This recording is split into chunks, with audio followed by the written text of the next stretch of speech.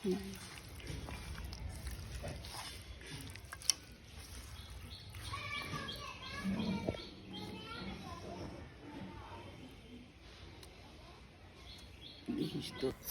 আলাইকুম দেশ বিদেশের জনগণ, সবাই কেমন আছেন?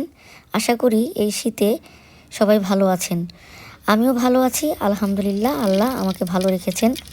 সব মিলিয়ে তো জীবন একাধারে ভালো চলবে বা একাধারে খারাপ চলবে সেরকম কিন্তু কারো জন্যই নয়। এই দেখেন আমার মা ঝাঁকিয়ে দিয়ে বড় গোল গোল আলু দিয়ে মুরগির মাংস রান্না করছে মাটির চুলাতে। আমি সাথে বসে বসে নেড়ে দিচ্ছি আর একটু করে ভিডিও করছি। অনেক দিন ধরে ইচ্ছে হয়েছে একটু চিতই পিঠা দিয়ে মুরগির মাংসের ঝোল আলু দিয়ে তরকারি খাবো।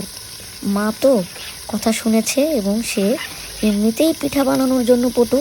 যখন তখন পিঠা বানানোর কথা মনে পড়লেই পিঠা বানানো শুরু করে। তার মধ্যে আমি আবার খেতে চেয়েছি। আমি না মিষ্টি পিঠা তেমন একটা পছন্দ করি না, তারপরেও মা বানায়, আমি খাচ্ছিও কম না, পছন্দ করি না আবার খাইও। তো যাই হোক, দেখেন এই যে আমাদের মুরগির মাংসের রান্না করাটা হয়ে গেল। মাটির চুলায় তো খুব তাড়াতাড়ি সব হয়ে যায়। এত সুন্দর জলে আমি মাঝে মাঝে বসে বসে, শীত তো, চুলার পাশে বসে জাল দিতে একটু গরম গরম অনুভূতি হয়। আমার একে দুই হয়ে যায়। মনে করেন একটু মাকে কাজে সাহায্যও করা হলো, সাথে একটু আগুন তাপানো হয়ে গেল। তো যাই হোক, দেখেন এই যে এইভাবে সাজের পিঠাগুলা, ছোট সাজের পিঠা, আমার এগুলা দেখতে বেশি ভালো লাগে। খোলার পিঠাগুলা একটা হয় বড়, ওইটার চাইতে এই সাজের পিঠাগুলো আমার ভালো লাগে। ছোটোবেলা থেকে দেখতেও ভালো লাগে, হাতে নিতেও ভালো লাগে, খেতেও ভালো লাগে। আমরা এই চিতই পিঠা চা দিয়ে খেতে পছন্দ করি, তারপরে ভিজিয়ে খেতে পছন্দ করি, তরকারি দিয়ে খেতে পছন্দ করি। মাংসের ঝোল দিয়ে বেশি মজা লাগে আমার কাছে। অনেকে সেমাই দিয়ে খায়, তারপরে পায়েস দিয়ে খায়। আমি আবার ওই যে বললাম মিষ্টিটা আমি একটু এড়িয়ে চলি। মানে অনিচ্ছাকৃতও না, মানে আমার ভালো লাগে কম, এইটাই আর কি। আমার মনে হয় আমার মা যে পিঠা বানান, আমার মায়ের মতো করে পিঠা বানানো আসলে এত সুন্দর করে পিঠা বানানো আমি আসলে দেখি না কোথাও। আমি নিজেও চেষ্টা করে দেখলাম, খুব একটা যে পারদর্শিতা দেখাতে পারছিলাম তা কিন্তু না। তবে আমি চাইলে পারি, এটা সত্য কথা। দেখেন আমি কত তাড়াহুড়া করে, কত চেষ্টা করে পিঠাটাকে উঠাচ্ছি। আর এটা একবার দুবার করলে পরে অভ্যাস হয়ে যায়, একদম সুন্দরভাবে উঠানো যায়, সুন্দরভাবে দেওয়া যায়। তো আমি নিজেও একটু চেষ্টা করলাম, শখের বিষয়, ভালোও লাগলো। মায়ের সঙ্গে কাজ করলাম।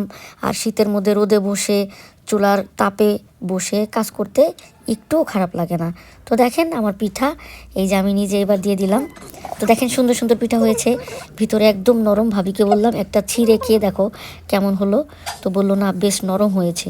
আমি আবার কি করলাম, ওই যে খেজুরের গুড়ের চা বানাইছি, সেটা দিয়ে একটু করে একটা পিঠা নিয়ে একটু করে ভিজিয়ে তারপরে খেয়ে দেখলাম। আমি আবার দুপুরবেলা গোসলের পরে একটু চা খেতে পছন্দ করি। তো ওই পিঠার মধ্যে আবার কতগুলো পিঠা আমার মা দুধ জাল করে, সুন্দর করে খেজুরের গুড় জাল করে, সুন্দর করে একটু পিঠা কয়েকটা ভিজিয়েছে, ভিজানো পিঠা বানানোর জন্য। তার হচ্ছে ডায়াবেটিস, তার মিষ্টি পিঠা অনেক পছন্দ। আর এই দেখেন আমার প্লেটটা বাটিতে নিয়ে নিয়েছি টকটকে লাল তরকারি, আলু, ঝোল, মাংস এবং কতগুলো পিঠা কিন্তু এগুলা খেয়েছি, সাথে আরও কতগুলো খেয়েছি। এই যে দেখেন আমি বসে গেছি খাওয়ার জন্য। ভাই, আমরা গ্রামের মানুষ, যেভাবে বসে খাই, যেভাবে রান্না করি, যেইভাবে চলি, সেইভাবেই উপস্থাপন করি। আপনারা ভুল ত্রুটি মাফ করবেন, হয়তো বা আপনাদের খারাপ লাগতে পারে আমার এক্সপ্রেশন বা আমার ছবি বা আমার ভিডিও।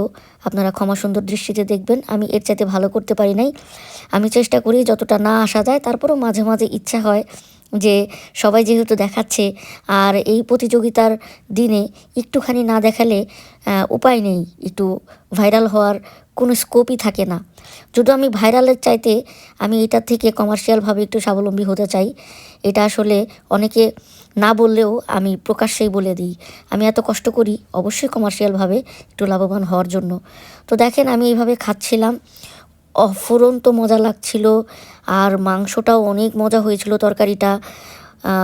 এটা পিঠা দিয়ে খেতেও যেরকম মজা লাগছে, হয়তো ভাত দিয়ে খেলেও এইরকমই মজা লাগতো। ও পিঠাটা অনেক নরম হওয়াতে খাবারটা বেশ জমে গেছে। আর শীতের সময় এই ধরনের পিঠা খেতে কিন্তু অসাধারণ লাগে। আমি জানি আপনারা হয়তো কেউ কেউ অলরেডি খেয়ে ফেলেছেন, আর যারা খাননি তারা অবশ্যই আমার ভিডিওটা দেখার পরে যদি খেতে মনে চায় তাহলে এভাবে কষ্ট করে বানিয়ে খাবেন। যারা শহরে থাকেন তারা শহরের মতো করেই বানায় খাবেন। এখন কিন্তু এগুলো বানানো খুব একটা কষ্ট বা কঠিন কিছু না, যে কোনো অবস্থান থেকে এই পিঠাগুলা বানিয়ে খেয়ে নেওয়া যায়। আর তরকারি তো অহরহ আপনারা রান্না করেই থাকেন। তো আমার কথাগুলো কেমন লাগছে আপনাদের, আমার ভিডিওটা কেমন লাগে আপনারা অবশ্যই কমেন্টস করে জানাবেন। আমি আশা করি আপনারা ভালো ভালো কমেন্টস করেন, সেগুলো পড়ি, চেষ্টা করি সবগুলা কমেন্টসের অ্যান্সার দেওয়ার জন্য। আর আমার ভিডিও ভালো লাগলে, যদি খুব বেশি ভালো লেগে যায়, অবশ্যই শেয়ার করবেন। আর খাবারটার কালার কেমন হয়েছে আর আমাদের পিঠা বানানো, আমার মায়ের কষ্ট আপনাদের কেমন লাগলো, আমার খাওয়াটা কেমন লাগলো অবশ্যই জানাবেন। ভালো থাকবেন সবাই, সুস্থ থাকবেন, আল্লাহ আপনাদের ভালো রাখুক।